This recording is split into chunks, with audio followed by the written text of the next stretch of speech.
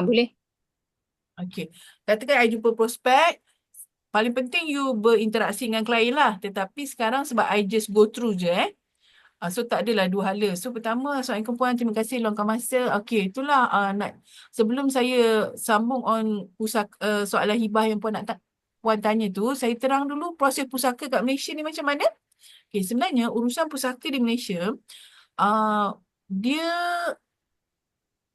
okey, sebenarnya harta pusaka kat Malaysia yang orang dah meninggal dan harta tu masih ada, masih nama arwah adalah yang ni, harta beku, kategori harta beku. Kalau 2004, orang dah meninggal dah harta dia orang yang tak settle-settle, masih nama arwah ada 15 bilion. Sekarang dijangka dah 90 bilion dan 90% adalah harta orang Islam. Jadi kalau ikut logik, bila seseorang meninggal, kenapa tak uruskan je lah, tukar je lah nama kepada anak, isteri semua kan? Boleh dia orang dapat duit tu. Kenapa sampai tak settle-settle sampai 90 bilion, rugilah kan? So sebenarnya, dia tak mudah. Urusan pusaka ni tak mudah. Puan pernah ke uruskan pusaka? Kan, kalau dia pernah, selalunya dia akan beritahu susah lah. Okey, sebenarnya, first of Hmm. all, kematian ni tak selalu sangat berlaku dan kita tak tahu nak pergi mana untuk proses tukar nama. Kan, turun milik semua tu. Jadi, sebenarnya dia ada tiga tempat. Kalau nak tengok pun complicated. Nak pergi pejabat pesaka kecil ke, mahkamah ke, amanah raya ke. Kat sinilah isu dia ada, kena ada wasiat, tak ada wasiat. And then bila you tak tahu nak rujuk siapa, pertama you tak ada idea pun nak rujuk siapa.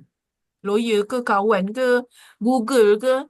And then finally bila you tahu, kena pergi salah satu daripada tiga tempat ni, tiba-tiba alamak kena bayarlah. Ada akta probate dan pentadbiran yang mengatakan bahawa orang yang uruskan ni sama ada lawyer ataupun syarikat amanah, dia boleh charge sehingga 5%. So 5% daripada nilai harta, total harta si mati. So katakanlah saya yang meninggal, harta saya 1 juta. Jadi kalau 1 juta, lawyer yang suami saya lantik boleh charge suami saya dengan anak-anak 50,000. Banyak kan? So kat sinilah akan tersekatnya urusan pusaka menyebabkan masih beku harta ni. Siapa yang nak bayar? Buatnya yang patut dapat tu adik-beradik sekali. Adik-beradik yang mana yang nak bayar? Kan? Sampai menyebabkan perbalahan dan persoalan tentang hukum hakam. Jadi lala dia orang tak buat. Dia orang tak settlekan pun harta ni menyebabkan beku. Sebab by right, bila saya meninggal, harta saya ASB, kedai USB, Maybank, saham, rumah, semua ni patut diuruskan dekat sini dan dibahagi ikut faraid, di mana masa pergi uruskan kat sini, salah satu tempat ni akan keluarkan benda yang dipanggil surat kuasa mentadbir. Surat kuasa mentadbir.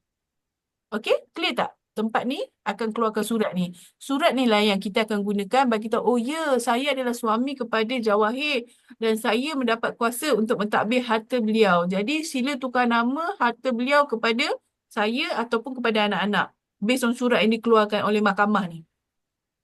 Itu sebenarnya. Proses ni sangat renyah dia menyebabkan harta beku bertambah-tambah. Jadi, untuk mengelakkan kita pun termasuk dalam proses ni, betterlah kita buat wasiat siap-siap. Kita ambil siap-siap khairat untuk uruskan benda ni.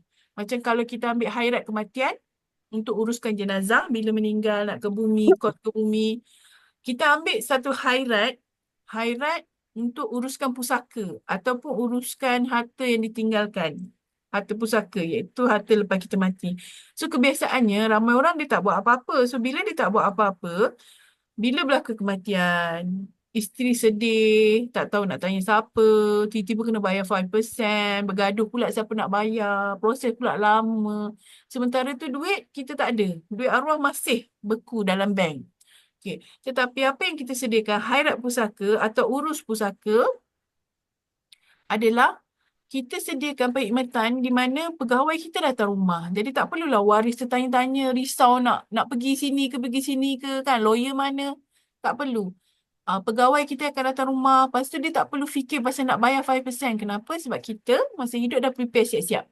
So macam Kak Sal, bila you join ambil wasitah dengan Kak Lela nanti, you memudahkan waris you. Sebab dia orang tak payah fikir 5% nak bayar ni sebab you dah bayar siap-siap. And then tak ada Okey. isu macam perbelahan, macam tak setujulah, ini lawyer kau ambil, tak kawan kau. Tak ada. Sebab ini lawyer ataupun syarikat Hmm. amanah yang dipilih oleh arwah. Kita dah pilih masa kita hidup. Dan kita sebab memang ini je kerja kita, track record kita, so kita memang dapat siapkan benda ni cepat, which is dalam setahun je.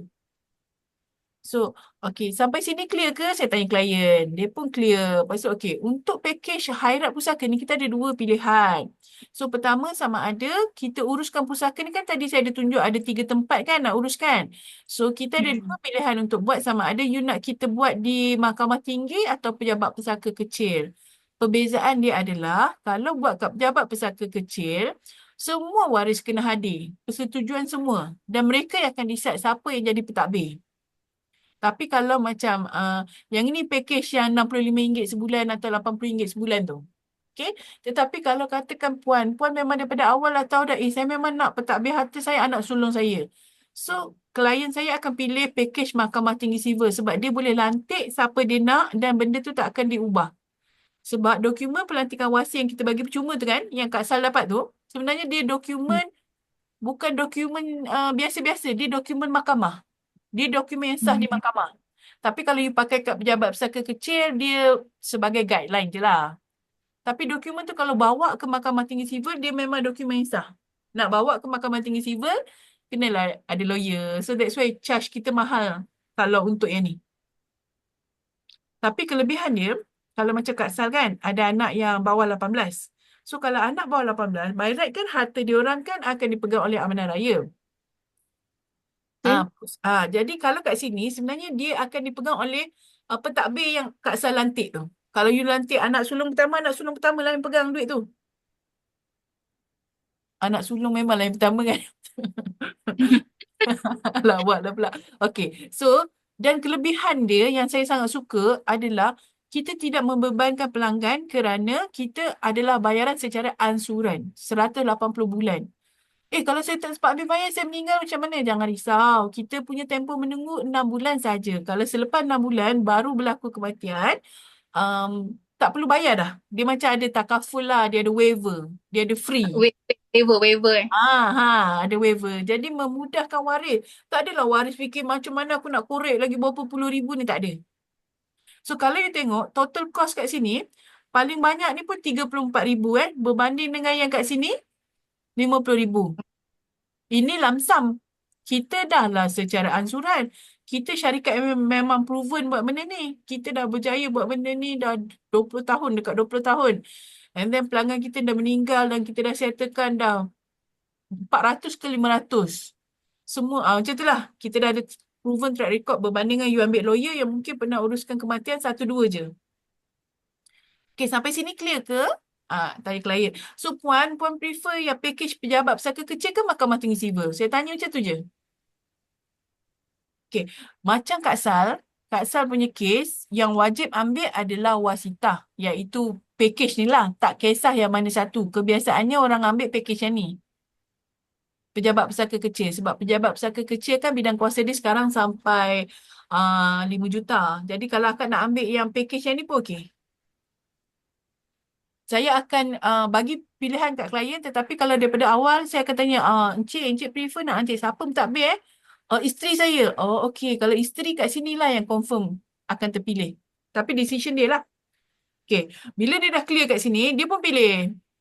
Dia nak fikir Pejabat Pusaka Kecil. Okey, standard. Lepas tu saya kata, okey, sekarang Cik saya cerita pasal hibah yang Cik tanya tu ya. Okey, ini adalah slide kedua sebab saya asingkan supaya pelanggan tahu bahawa urus pusaka dengan hibah adalah benda yang berbeza.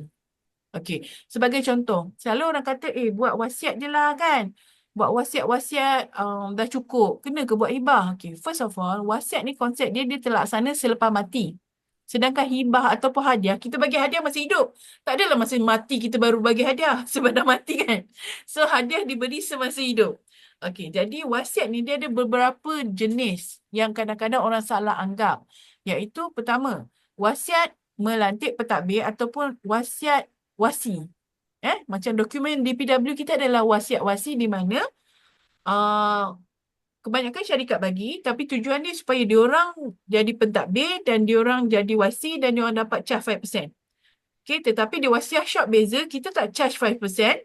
Sebab 5% mungkin banyak kan harta klien 1 juta, 2 juta, 3 juta.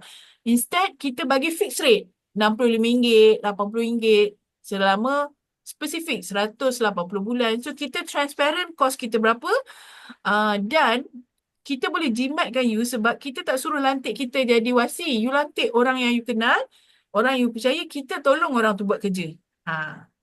Okay. So kedua adalah wasiat kebajikan ataupun wasiat Islam. Yang ini yang 1/3 harta yang saya kata akak dapat free juga. So dalam dokumen you, you boleh bagi tahu. Katakan daripada sekarang, you ada suka mana-mana badan NGO ke, masjid ke. So you boleh buat dokumen tu. For the time being, saya recommend buat je dulu. Sebab sebagai pelanggan wasita, you entitled untuk ubah for free. So kalau tiba-tiba Oh. depan ke lagi setahun depan, tukarlah Kak Lela, I nak kepada NGO yang ni. Tukar je lah, free je. Okay? And then ketiga adalah wasiat harta. Yang ni yang ramai orang kata, ataupun dia buat wasiat dekat mana-mana kan. Dengan syarikat. Lepas tu dia kata, I nak bagi rumah ni pada anak. Tapi sebenarnya tiada wasiat untuk waris. Tak boleh wasiatkan harta sebab waris dah dapat faraid. Waris faraid dah ada faraid. So tak boleh wasiat ke dia. So kalau you memang ada hasrat nak bagi pada dia, you kena buat hibah iaitu bagi masa hidup. Okay, sebagai contoh ni rumah. Rumah ni, rumah suami lah semua ni. Lepas tu, kalau dia buat wasiat, dia kata, saya wasiatkan rumah ni kepada isteri. Sebenarnya tak akan berjaya. Kalau waris lain tak setuju, which is normally tak setujulah. Sebab isteri punya bahagian 1/8 je. Bahagian biru ni je. Tetapi kalau you buat hibah, the whole rumah ni boleh hibahkan sepenuhnya. Sebab hibah ni tak ada had. Okay? Yang ni pun ada had. Dah lah dia ada had satu. Plus dia tak boleh untuk waris. So untuk waris tak ada lah. So hibah ni ada beberapa jenis lah. Antara kelebihan di wasiat shop, kita buat hibah boleh patah balik. Maksud dia kalau kita bagi kat someone, maksud someone tu meninggal patah balik. Sebenarnya kan Kak Lela, saya ada seorang Hmm. da'i tau. Da'i saya ni, lesen dia dah mati. Tapi dia memang ada Hmm. ambil hibah dengan saya. Dia suami isteri. Lepas tu Kak, dia baru mesej saya hari ni, dia bagi tahu isteri dia dah meninggal. Baru je meninggal. Allah. Baru ke bumi semalam. Sebab dia orang buat Hmm. hibah back to back. Tak salah saya. And then anak dia orang perempuan seorang. So dia orang buat back to back lah kan. Ataupun dua-dua bagi ke anak kot. Lepas tu isteri dia tu tak lama lepas tu kanser. Memang saya tahu lah kanser semua dan rupanya dah pass away dah. So dalam kes ni kalau berlaku kematian macam tu, rumah yang suami dia hibah kat isteri dia ni patah balik jadi milik suami. Yalah. Untuk maslahat lah kan. Okey, sebenarnya kita ada 2 minit je lagi. So, kalau habis ni, kalau nak sambung, boleh je saya try buka link baru. Ke Kak Sal ada hal? Kalau sambung pun tak Uh, nak sambung sangat. Pukul berapa sekarang? Sekarang dah 4:30. 4. 4:30. 4:25 Ah, lah. Tak lambat sangat kan. Kalau kata habis pukul 5 ke kan. Lagi setengah boleh? jam Boleh. Ah. Okey. Kita tambah lagi setengah jam je. So, in general, Ah. ini hibah. So, tadi soalan you, apa beza dia? Saya kata kalau masyarakat kita buat yang dokumen apa panggil tu? Dokumen DPW? pelantikan Okey. dengan kadang-kadang kan ada orang kata kenapa kita kena buat dua-dua. Oh yang ini untuk saya kata ini untuk yang apa? Lantik Yang takbir je. yang ada faraid memang kita tak boleh tukar lah. Yang Uh-uh. satu lagi tu Ini untuk hibah. So, kalau ha. orang tanya kenapa dua, sebenarnya klien tak wajib ambil dua-dua. Katakan yang tadi, yang wasitah ke apa tu kan, dia tak nak ambil, Hmm. boleh. Tetapi kita akan bagi tahu ni macam ni. Proses undang-undang kat Malaysia, kena pergi pejabat pesaka kecil ataupun mahkamah. Masa tu tabelkan semua harta. Okey, senarai harta dia A, B, C, D, Z kan. Pembahagian by Hmm. right faraid. Tetapi sekiranya dia ada buat hibah, dia kena bagi tahu masa dekat depan mahkamah, depan hakim tu, sebenarnya rumah ni arwah kata dah bagi kat saya. So hakim akan tanya, waris lain setuju ke dengan kata-kata dia ni? Kalau waris lain setuju, okey. So hakim tulis je lah kata okey rumah tu. Tapi kalau ada yang tak setuju, kat sini pentingnya ada dokumen hibah membuktikan bahawa memang dia dah bagi hibah dan dokumen hibah ni perlu pengesahan di Mahkamah Tinggi Syariah jika ada orang kontes. So dia benda yang berbeza. Tujuan dia hibah nak keluarkan harta tu daripada pusaka. Dia lagi apa? Dia lagi detail lah. Dia Lagi lagi detail. And then dia ah, memang konkret lah. Sebab kalau tak, dia jadi wasiat lah. Kalau dia tak buat hmm. dokumen hibah ni, faraid lah. Itu je lah jawapan dia. Okey, satu wasiat, satu ibah kan senang kan kita Wasiat ni kita memang boleh tarik balik. Tak ada wasiat Mm-mm. untuk waris. Sebab selalunya orang nak wasiatkan untuk keluarga kan. Anak lah. Mm-mm. Ha, memang tak ada. Nak betul kan?